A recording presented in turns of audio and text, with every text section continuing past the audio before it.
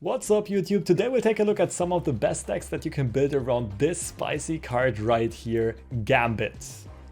Now first of all, let's assume Gambit is the first Series 3 card you unlocked. Naturally, he fits very well into discard decks. So this is a build I think that is quite interesting. We can make use of Gambit's effect more effectively if we also play Killmonger, destroying all of our opponent's cheap cards first, so we leave higher value and higher power targets for Gambit to snipe out later. Besides that, it's a pretty straightforward discard deck. Mr. Fantastic is definitely flexible here, but we want to play a bunch of discard cards in Swordmaster, Lady Sif, and Blade, as well as discard payoffs in Morbius, Swarm, and Wolverine, and especially Apocalypse, all benefiting from being discarded over and over again. America Chavez as a deck thinner as well.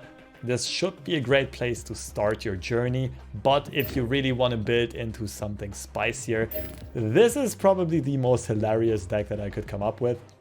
This one is not really competitive by any means, and I would not recommend it for climbing, but it is the only all-in Gambit build around that I could think of. The idea here is to fill up one location with Onslaught first, then copying Onslaught's effect with Mystique, basically doubling down on Onslaughts, and then play Wong, which makes our next unreveal cards activate 16 times. So in the 4th slot in that location, we ideally want to play Gambit and clear out our opponent's whole board, destroy all of their cards at all 3 locations.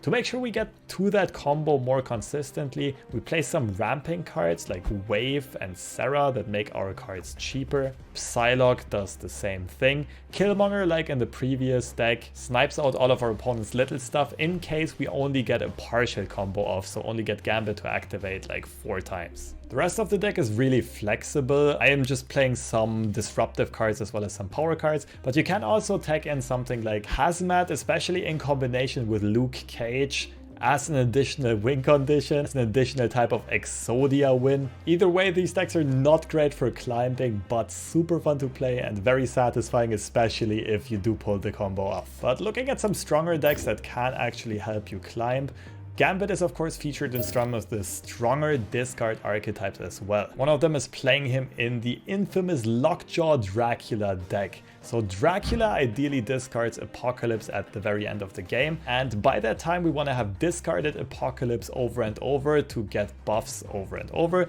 Lockjaw helps a lot because we can play discarders into the Lockjaw location, activate the unreveal effect, pull out another discarder, activate another unrevealed discard effect. This ideally hits Apocalypse as well as Swarm multiplying in our hand, which we can again use to cycle through Lockjaw and to cycle through our deck. The other big power card here is Morbius, can also grow to insanely large power values. So the essential cards in this deck are Dracula as well as Lockjaw, and it's also very nice to have some of these discarders in between Gambit, Colleen Wing, Moon Knight, and Hellcow. You don't need all of them, but you do want a couple just to make sure you get enough discard activations. And the other staple discard archetype that I want to show you is a Hela deck. This deck basically tries to discard a bunch of the big cards and big finishers at the bottom half here of this deck, and then revive them with Hela at the very end of the game, basically cheating them out without having to pay the mana cost. An additional way of cheating out our units here is Jubilee.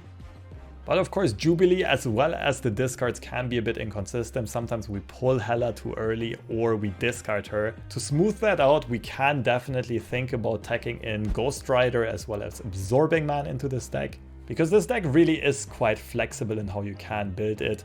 The only real core card here is Hela, anything else can be replaced. I would say it's nice to have Hellcow as a power discard engine. It's also nice to have Invisible Woman to hide your discarders behind her, hide Hela behind her as well, and get that huge power spike at the end of the game. Especially in lower ranks, a lot of people don't see it coming and you can get a lot of snapping value, a lot of cubes from that. But Gambit can be replaced with something like Blade or Colleen Wing, and Giganto, Death, and Captain Marvel can be replaced with Hulk, with Magneto, with Odin. There really are a lot of choices there. So these are some of the coolest as well as the strongest Gambit decks that I could think of. I should add as a side note that these discard decks are pretty strong in lower ranks, but they fall off quite heavily around ranks 70, 80, 90, where people start playing a lot of Cosmo, also start interacting with your stuff a lot and really know which decks they are facing. And especially the Hela deck is very disruptible, so keep that in the back of your mind. Nonetheless, if you want to play these decks, if you need some inspiration on how these can be played, I made full-length videos with deck guides as well as deck gameplay. I'll link them up here as well as in the comments in the description. Also, if this type of video is helpful to you and if you want to see more of it, please leave a like, subscribe to the channel. I will be pumping out more of these on different cards as well, and I hope to see you on the channel again.